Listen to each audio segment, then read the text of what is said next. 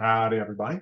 So today we are going to talk quickly about the Spanish-American War. Just kind of a quick overview, talking a little bit about McKinley's presidency, the war itself, and kind of the ascendancy of Theodore Roosevelt. So William McKinley is the president during the time of the Spanish-American War. Initially, he's kind of reluctant to go to war against Spain over the issue of Cuba. There's going to be a series of factors that really lead up to kind of pushing him to ask for a declaration of war from Congress. So Cuba has been having a series of revolutions for a while. So we have the Monroe Doctrine, which is kind of saying no more European colonization in the New World. Now, for a while, we couldn't back this up. When James Monroe made this doctrine, we were far too weak as a nation to really back this up. Most of us kind of laughed at us. Most of the nations kind of laughed at us. But now we have a brand new Navy that we've been building for the past 10, 15, 20 years. We have the power to enforce this doctrine. On top of that, you have the decline of the Spanish Empire. So over the past, 200-300 years, Spain has been losing all of its foreign holdings up to Cuba. Cuba's kind of the last around 1900, 1898, to be part of Spain. So the Spanish Empire by 1898, so you have Cuba right south of Florida. Then the circled area is Puerto Rico. Then you have the Philippines, the big green on the right side, the big series of islands. And then you have Guam, that little island on the far right that's circled. Now, all of these are important territories to Spain, but Cuba is by far the most important. It's one of the oldest territories controlled by Spain, and Spain doesn't even really consider it a territory. They just consider it part of Spain. So they're not really willing to give it up. Now, you've had several incidences where the United States somewhat gets involved in Cuban Revolution, such as the Virginius affair. The U.S. crew of the Virginius gets involved, and it's going to lead to some conflict with Spain. Then you have things like the 10 Years' War and the Little War, all these efforts at revolution against Spain that didn't quite play out. And then finally, in 1895, you have the final war for Cuban independence. They don't know it's the final one, but they hope it is. And this is a bad war. There's a lot of reprisals from the Spanish government. A lot of innocent Cubans die as a result of this war. And this is going to be one of the factors, kind of the humanitarian issue, that really pulls the United States into the war. So why do we join? So part of it is going to be something called yellow journalism. So you have William Randolph Hearst and Joseph Pulitzer. You might know Pulitzer from the Pulitzer Prize. These are two of the biggest newspaper men at the time. Now, they want to sell newspapers. That's their business. So what they start doing, instead of just reporting on what's happening in Cuba, they do what's called yellow journalism, where they take that nugget of truth and then they elaborate on it. And they kind of exaggerate. So if 50 people were killed by the Spanish, they might say 100 or 150. And it's going to make Americans think things are far worse in Cuba than they were. Now, they were already pretty bad to begin with. So the way they're going to seem to many Americans is pretty atrocious. And all this sells more and more newspapers. If one makes it bad, the next one makes it even worse. So you have this idea of yellow journalism.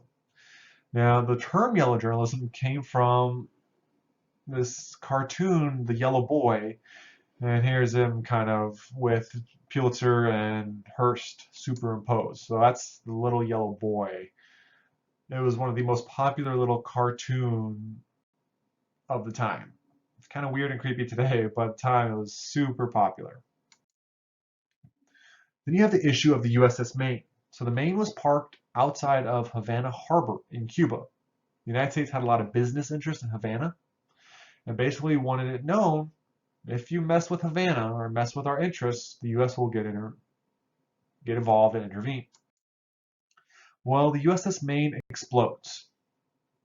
And Americans, particularly those newspapers, blame Spain. They think Spain has sabotaged our ship, blown it up, and this is an attack on the United States.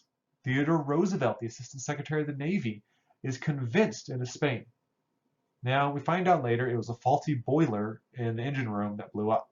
So it was no one's fault other than machine failure.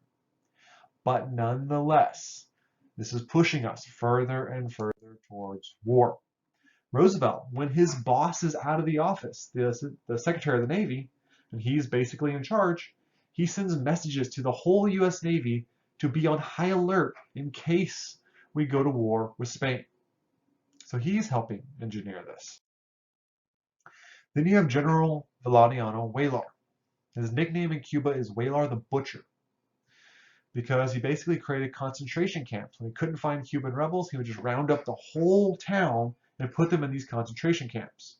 Now, they weren't designed to kill people, but they were poorly sheltered, they were open to the elements, no food, none of the essentials of life, and people were dying in mass. So you get a lot of people dying, looks real bad, and Cuba is ripe for American intervention. So the United States wants to intervene, and we position our Navy ready to go, and when we declare war, our Navy is able to sweep in. So we're targeting the Philippines, so we have a fleet stationed in Hong Kong to very quickly rush in and seize the Philippines and Guam from Spain. There's Guam, that little dot. And we're doing this under the auspices of the Monroe Doctrine. We're here to liberate Cuba, not annex it. We make that clear from the beginning of the war. We're a benevolent empire coming in to free a country from colonial conquest. We'll see how that plays out. So the Pacific Theater. So out in the Pacific Ocean. This is the Philippines and Guam first. So while the Cuban invasion slowly begins, the Navy from Hong Kong is coming and attacks Manila Bay, the Philippines. Now Manila is the capital of the Philippines, and the Filipino people have been fighting a revolution of their own against the Spanish for years, trying to kick Spain out. When we arrive, we very quickly rush in with our modern Navy and rapidly sink the Spanish Navy at the Battle of Manila. Now, to be fair, their Navy was outdated, poorly supplied, some of the ships didn't even have ammunition. So us sinking their entire Pacific Fleet was not a huge achievement, but it's still significant. Spain, one of the old empires of the world, one of the most powerful countries at one time, is now falling with ease to the United States. The invasion of Guam was a little different. We sail into Guam, the main harbor for the capital of Guam. We fire several shots of warning at the fort overlooking the main city, and no response from the fort. A little while later, they see a small boat coming out to the flagship of the US Navy.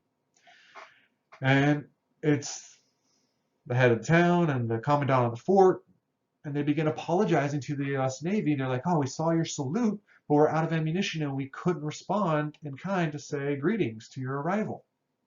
And then the captain of the flagship of the US ship was like, oh, this is awkward. By the way, we weren't shooting because we're friends, we're at war. I guess Spain forgot to tell Guam that we were at war. So Guam's like, well, I guess you conquered us, and that's that. We don't even leave an occupying force in Guam. We're just like, we'll come back for you at the end of the war. But nonetheless, that was the triumphant conquest of Guam. Now in the Atlantic and Caribbean theater, things go a little differently. This is where we're going to have proper invasions, not just Navy attacks. Now Theodore Roosevelt, who was Assistant Secretary of the Navy, resigns his position, puts together his own unit to volunteer for the war, to lead his own troops. And he's going to create the Rough Riders. Now he is a man in his 40s. He has a bunch of kids. He's holding a high political position, so it was unheard of for him to surrender his position. But nonetheless, he did. He got his men, his cavalry guys on boats, got them to Santiago, Cuba, and got into the fight. So the Battle of Santiago de Cuba. So this is to gain access to the major port. The Spanish fleet at Santiago decided they were going to try to run past, escape the port, and get away from the US Navy. This turned into shooting fish in a barrel. As each ship left the port, the US Navy just sunk it. So we're going to sink a second entire Spanish fleet. However, the Army is going to be less coordinated than the Navy. We forget our landing craft, so we're going to have to use lifeboats to land our troops. And the place where we choose to land at Daiquiri Beach, the tides fluctuate extremely and the waves move the boats anywhere from 5 to 10 feet at any given moment. So you have men wearing, 20, 30, 50-pound packs at times trying to jump off to get onto the shore. You have men fall in who actually drown from being weighed down by their material. Since we forgot the landing craft, we couldn't get the horses ashore, so we just threw them in the ocean, and about half the horses drowned and half swam to shore. So we were not prepared, at least the Army was not, for this war.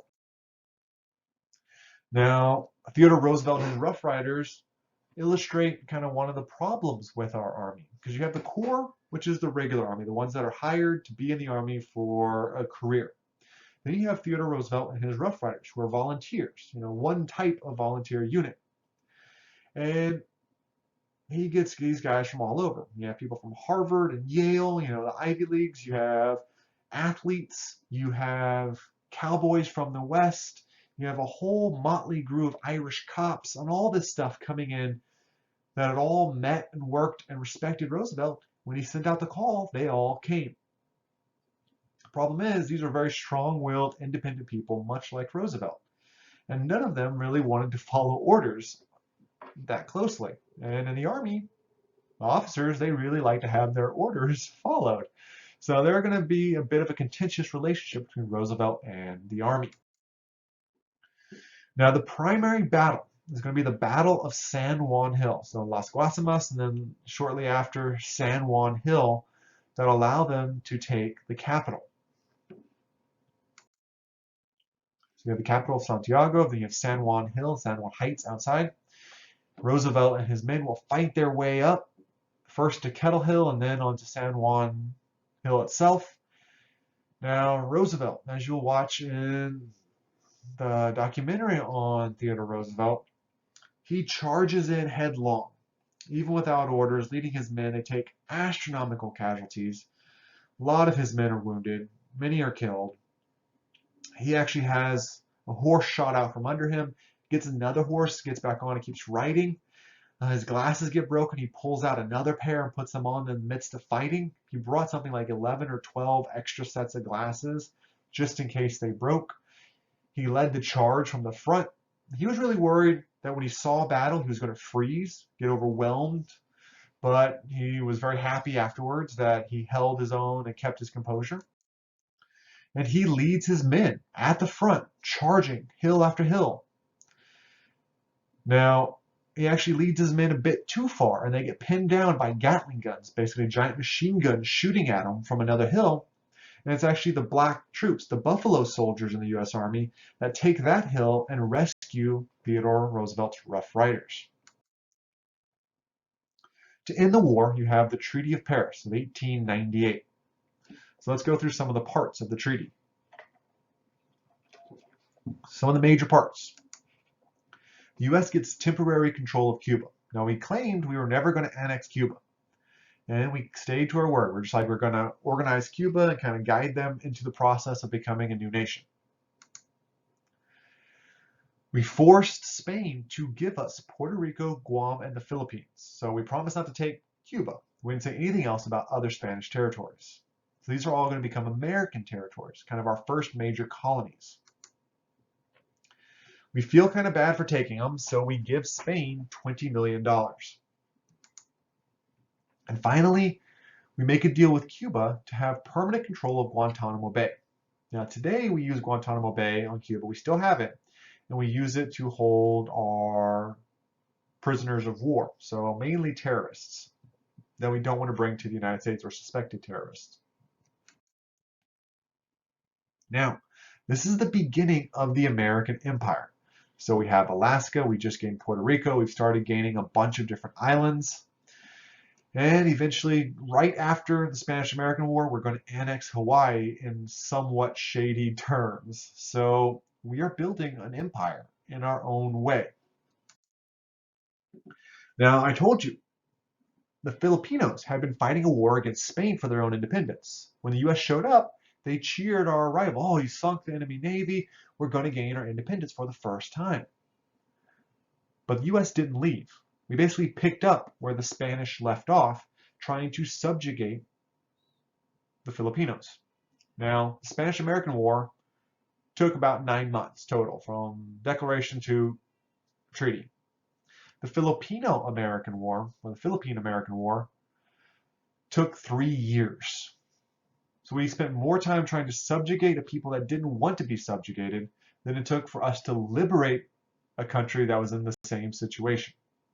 So you can see kind of a hypocritical nature to this. And we were doing many of the same atrocities that we condemned Spain for. We as a nation committed against the Filipino people in our efforts to subjugate them. Then we annexed Hawaii. And this is done in a shady way. Queen Liliuokalani actually tours the United States trying to claim and argue that we had seized it illegally and trying to get her kingdom back. Now we grabbed it because we felt before Japan, England, Russia, anyone else got it, we needed to get it. Whether that was the case or not, who knows? But nonetheless, we ended up with Hawaii in less than ideal manners. But that brings us to the end of the Spanish-American War, kind of a quick rundown with all the territories we got, including the Philippines and Hawaii. We'll stop there for today, and we'll pick up with a new lecture next time. You'll have a great day.